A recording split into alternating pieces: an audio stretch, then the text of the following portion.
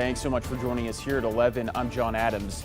It's been a violent 24 hours in Portland after a series of overnight shootings left more than half a dozen people hurt.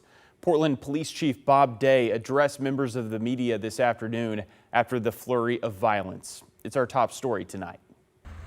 A spree of gun violence across the city of Portland started just after midnight early Saturday morning. A 16-year-old is accused of firing over 24 shots at a private event that had over 100 people in attendance. 4 people, including a 15-year-old, were hit and taken to the hospital. They're all expected to survive. The 16-year-old suspect is now in juvenile detention, facing multiple counts of attempted murder. Violence should never become acceptable in our city. We should never just see this as appropriate. Police Chief Bob Day spoke on this and other overnight incidents, including a shooting at a convenience store on Northeast Lombard, where a man was shot in the jaw. 2 other individuals sustained gunshot wounds in the leg. One of those incidents happened around 4:15 a.m. on North Maryland, and the other took place just after 9:30 at Southwest 12th in Columbia.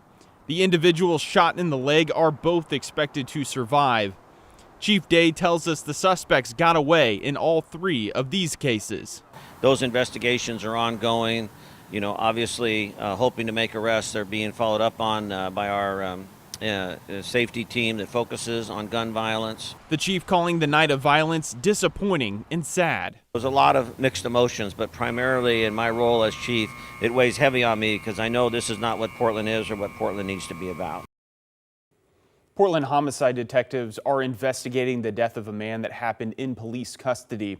It started as a disturbance call just after 10 o'clock on North Argyle Way off of Columbia Boulevard. Officers say a man was reportedly flooding his apartment with water and hanging knives from his window. Shortly after they got there, officers called for an ambulance. Paramedics started CPR and took the man to the hospital, where he later died. The officers in this case are now on leave as part of the investigation. The Oregon legislature ended their long biennial session late Friday night. Since January, the session has focused on a wide range of issues, including education, housing, and mental health. But when the gavel fell, there wasn't consensus on the massive transportation package that in part funds ODOT, the Oregon Department of Transportation. Governor Tina Kotek held a rare Saturday press briefing this morning, talking next steps, which includes layoffs for more than 600 ODOT workers. Arceline Stevens has more.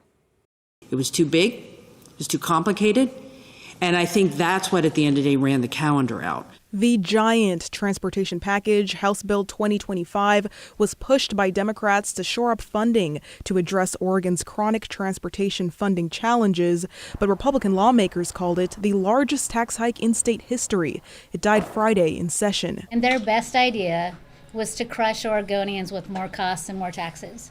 We're talking about an agency that needed a few $100 million to balance, and their response was a $12 billion transportation tax. The smaller amended bill that was then pushed forward, House Bill 3402, also didn't make it when the gavel fell Friday. Governor Tina Kotek speaking on the outcome Saturday morning. There was a lot of hard work to get it to a comprehensive transportation package, and legislators at the end of the day could not get that over the finish line. Late Friday, Republicans said they could not support the package, saying Democrats went about it all wrong. We are still leaving truckers at an imbalance. They're still overpaying their fair share. And this last ditch with 3402, Yep. I don't even know what it was because it That's never what it came was. out of the House. Yeah. But it would have made it worse. And as we would reach across the aisle and we would say, there's plenty of money, let's redirect some of it, we were rebuffed, right? Like that wasn't their solution. Their solution was straight up new taxes at every turn. They also said the late unveiling of the transportation package just a few weeks ago didn't give them enough time. As for Democrats, they also spoke out after the session, saying it's not that simple. I would point to the process that led up to the session. I said in my closing speech that sometimes when things look easy, it's not that the thing was easy, it's that you put in a massive amount of work to get the thing done before before it actually gets done in the legislature. The $11.7 billion transportation package laid out a plan to raise funding through multiple channels, including a gas tax hike and new pay-per-mile tax system for electric vehicles. The other variable lawmakers faced was shifting federal funding, so many believed the state had to step up. The federal government, unless I can see it, isn't coming in to start helping our local communities with their transit needs. With the failure of the smaller bill, HB 3402, ODOT will have to adjust to the shortfall.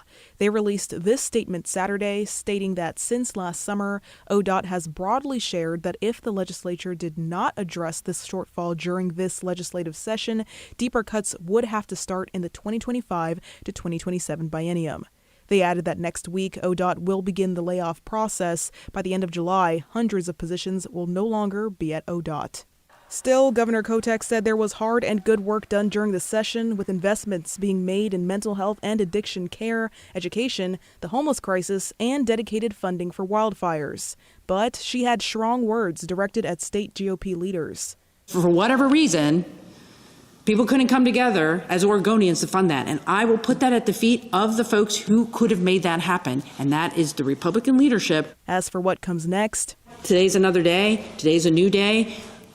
We're going to figure this out, and I need every lawmaker.